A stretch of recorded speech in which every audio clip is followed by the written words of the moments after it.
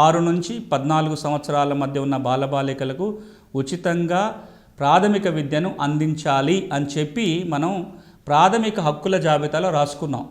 ప్రాథమిక హక్కులు రాసుకుంటే అర్థం ఏంటంటే ప్రభుత్వాలు, అది రాష్ట్ర ప్రభుత్వం కావచ్చు, కేంద్ర ప్రభుత్వం కావచ్చు, తప్పకుండా దాన్ని అమలు చేసి తీరాలి.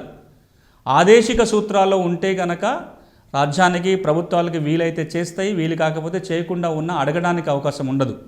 కానీ ఏవైతే ప్రాథమిక హక్కుల జాబితాలో పొందుపరచబడతాయో అందులో ఉన్న వాటిని రాష్ట్ర ప్రభుత్వాలు, కేంద్ర ప్రభుత్వాలు తప్పకుండా అమలు చేయాల్సిందే.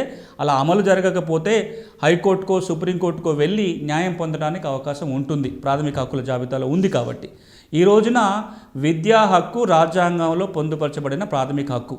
అలా చేర్చిన తర్వాత భారత ప్రభుత్వం ఒక చట్టాన్ని రూపొందించింది 2009లో. అది 2010 నుంచి ఆ చట్టం అమల్లోకి వచ్చింది. విద్య అనే అంశం పైన చట్టాలు చేసే అధికారం ఇటు రాష్ట్ర ప్రభుత్వానికి, అటు కేంద్ర ప్రభుత్వానికి, రెండింటికి ఉంటుంది. ఇది ఉమ్మడి జాబితాలో ఉన్న అంశం. భారత రాజ్యాంగంలో ఉమ్మడి జాబితాలో దీన్ని చేర్చడం జరిగింది కాబట్టి దీని మీద కేంద్రం చట్టం చేయొచ్చు, రాష్ట్ర ప్రభుత్వం చట్టం చేయొచ్చు. దీన్ని ఆసరాగా తీసుకొని కేంద్ర ప్రభుత్వమే 2009లో ఒక చట్టం చేసింది. ఆ చట్టం పేరు the right of children to free and compulsory education act 2009. పిల్లలకి ఉచిత నిర్బంధ విద్యా చట్టం పేరుతోటి 2009లోనే ఈ చట్టం తీసుకురావటం జరిగింది.